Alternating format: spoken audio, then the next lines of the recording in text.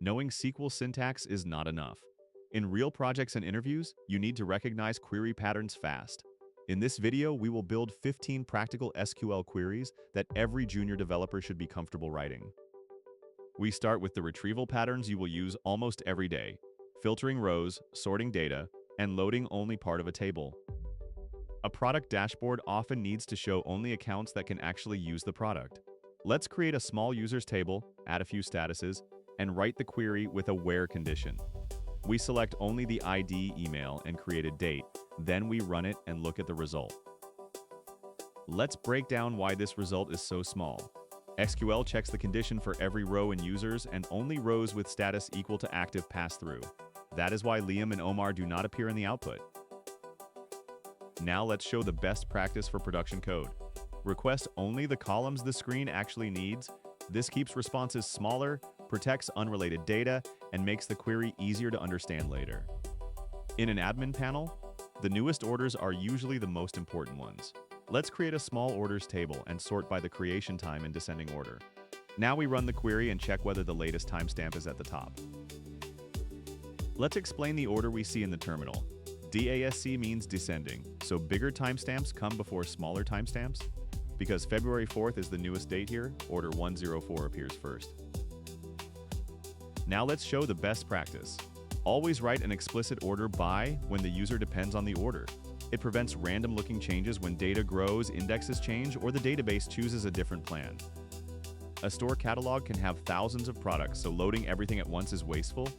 Let's create 12 products and request the first page with 10 rows, then the second page by skipping the first 10. Now we run both queries and compare the two result sets. Let's break down the paging behavior. Limit 10 says the page can contain at most 10 rows. Office at 0 starts from the beginning, and Office at 10 skips the first 10 products before returning the next rows. Now let's show the best practice for pagination. Always combine limit and offbasket with a stable order by. Without a stable sort, the same product can jump between pages when the database returns rows in a different order. Next, we move to text matching, where SQL helps support and admin teams find records from partial user input. Support staff may know only the email domain, not the full address. Let's create a customers table and search for addresses ending in gmail.com. Now we run the query and check that only those matching emails appear. Let's break down the pattern. The % means any sequence of characters, so the database accepts anything before gmail.com. Because Ben, Diego, and Emma have different domains, they are filtered out. Now let's show the best practice. Use exact matching when you can, and reserve leading wildcards for real search behavior. A pattern like port%gmail.com can be useful, but it may stop the database from using a normal index efficiently. Finally, we summarize rows with aggregation, which is the starting point for many reports and operational dashboards. Operations teams do not want to inspect every order manually. They need a quick count by status. Let's create orders with several statuses, group them, and count each group. Now we run the query and read the summary table. Let's break down what the database did. Group by status collects rows with the same status into buckets. Count star then counts the rows in each bucket, so paid becomes 3 and pending becomes 2. Now let's show the best practice. Give aggregate values clear aliases. The name order count is easier to use in a report, an API response, or application code than an unnamed count expression. In this section, we use aggregation to turn raw rows into useful business numbers. These are the queries you write when teams ask for totals, counts, and filtered summaries. Sales teams often want to know which customers spend the most money over time. Here we group orders by customer, add up each customer's order totals, and then sort the biggest lifetime values first. Now let's run the query and check the result. Let's break down why this result is correct. Group by creates one row for each customer, and sum adds only the amounts inside that customer's group. Customer 2 appears first because their 2 orders add up to 615. Now let's show the production habit that matters here. For revenue, store money in decimal or numeric columns, because financial totals need exact arithmetic. Floating point columns are fine for measurements, but they are a bad fit for currency. Marketing may ask for customers who ordered at least 3 times, not just customers who exist. That condition depends on a grouped count, so we use halving after group by. Now we run it and only keep customers whose order count is high enough. Let's break down the timing. SQL first groups the orders by customer, then count creates the order count for each group. Having runs after that so it can filter customers based on the calculated count. Now let's show the cleaner rule to remember. Use where when the condition is about raw rows, like a date range or status. Use having when the condition is about an aggregate, like count, sum, or average. In this section, we connect related tables. Real reports usually need data from more than one place, so joins are one of the most important SQL skills for project work. An order table usually stores customer ID, but a report needs readable customer information like an email address.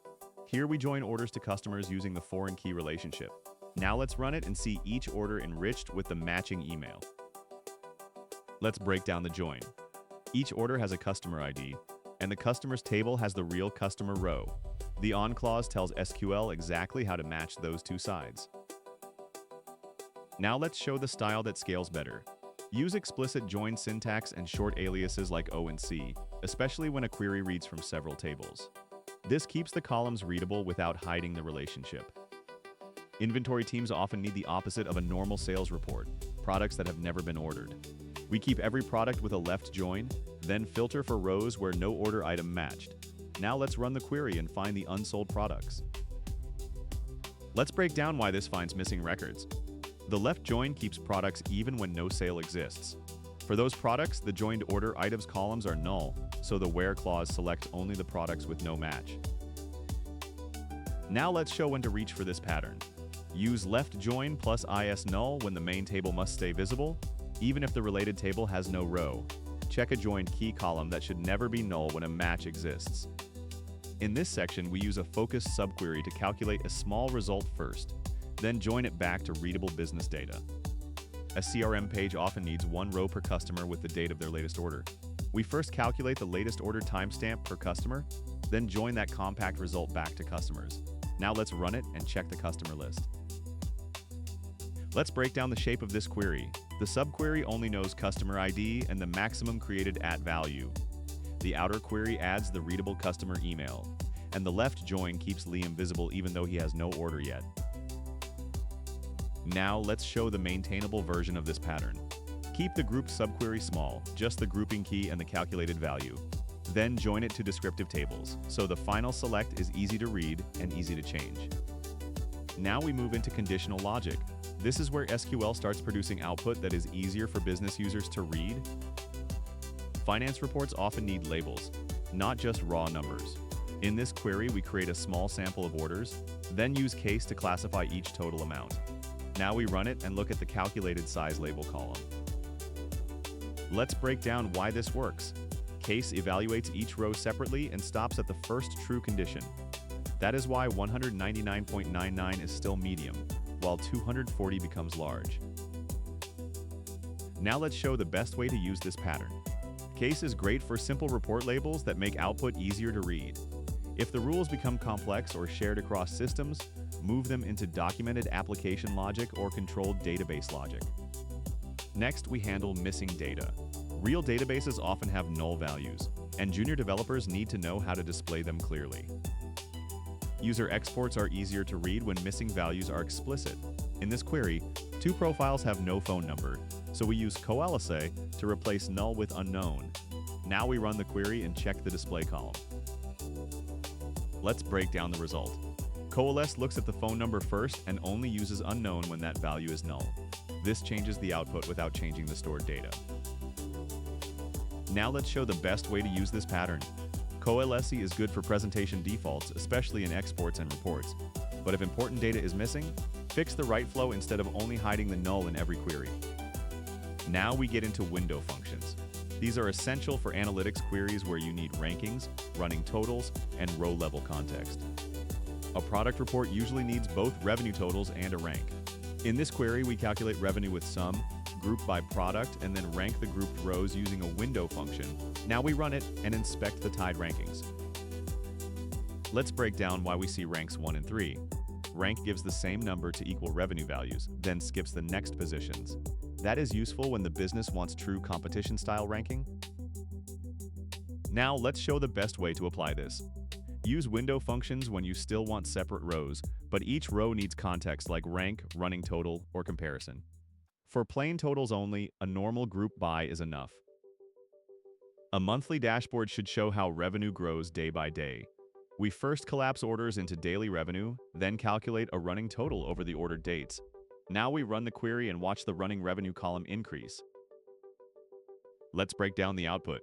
June 1st has 2 orders, but the query shows one daily row with 200. Then each next date adds its daily revenue to the previous running total.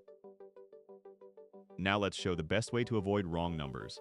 Always aggregate to the reporting grain first, like 1 row per day, and only then apply the window function. If you skip that step, duplicate order rows can inflate the running total. The final section is about auditing data before it breaks application logic. These queries are simple, but very useful in real projects. Login systems usually expect 1 account per email, so duplicates can become a real production issue. In this query, we lowercase each email before grouping, then count only the repeated values. Now we run it and see which emails need cleanup. Let's break down why this finds the duplicates. Where filters individual rows before grouping, but having filters groups after count is available. That is why having count greater than 1 is the right pattern here. Now let's show the production rule behind this query. Normalize before checking duplicates, clean the existing records, and then protect the table with a unique constraint. The audit query finds the problem, but the constraint prevents it from coming back. Now you have 15 real SQL patterns you can reuse in projects, reports, and interviews. If this helped, like the video, subscribe to Dev Level Up, and write in the comments which SQL topic you want next.